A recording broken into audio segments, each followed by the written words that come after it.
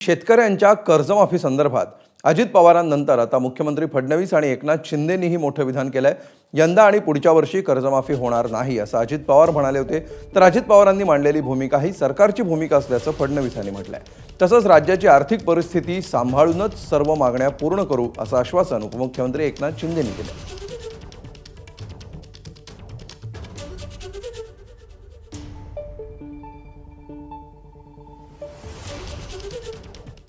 दरम्यान अजित पवारांनी घेतलेल्या भूमिकेवरून मुख्यमंत्री देवेंद्र फडणवीस आणि उपमुख्यमंत्री एकनाथ शिंदे काय म्हणालेत पाहूया।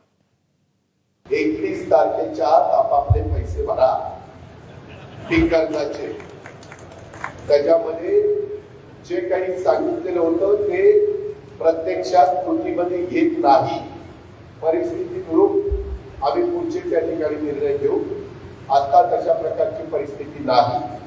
त्याच्यामुळे या वर्षी पण पुढच्या वर्षी पण घेतलेल्या पीक कर्जाचे पैसे भरा।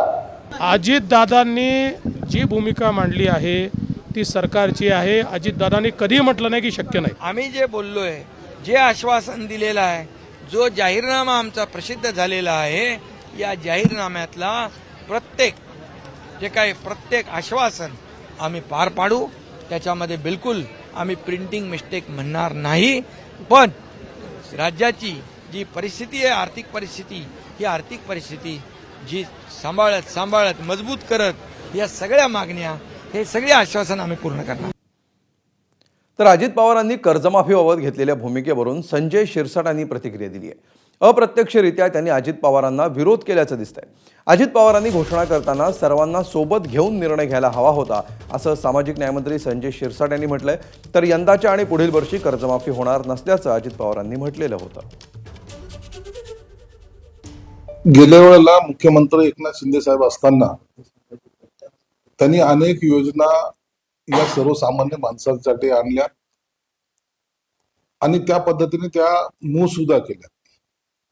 त्याचा निश्चितच काही भार हा सरकारच्या अर्थसंकल्पावर आलेला आहे। हे प्रत्येक जण मान्य करतो, आम्ही पण मान्य करतो। ह्या सर्व गोष्टी ह्या जर एकत्रित बसून चर्चा करून जर हा निर्णय घेतला असता तर तो योग्य झाला असता। परंतु अर्थ खातं त्यांच्याकडे असल्यामुळे त्यांची असलेली कसरत त्या अनुषंगाने त्यांनी केलेले ते विधान असावे। दरम्यान विधिमंडळ पक्षनेते विजय वडेट्टीवारांनी सरकारवर टीकेची झोड उठवली आहे।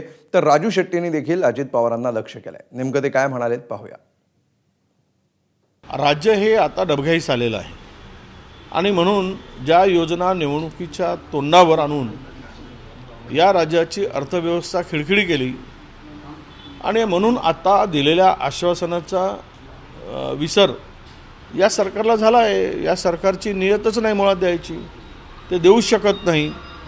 एकदा सरकारनं बोलून टाकावं की आम्ही जुमला केला आणि तो जुमला होता, आमची नियत नाही ना आमची अवकात नाही द्यायची, सांगून टाकावं शेतकऱ्यांना। घोषणा करायची, त्याची अंमलबजावणी होईपर्यंत निवडणुका येतात आणि पुन्हा एकदा शेतकऱ्यांना गाजर दाखवायचं, आम्हीच दाखवायचं, त्यांची मतं घ्यायची। ते धंदे आता बंद करा।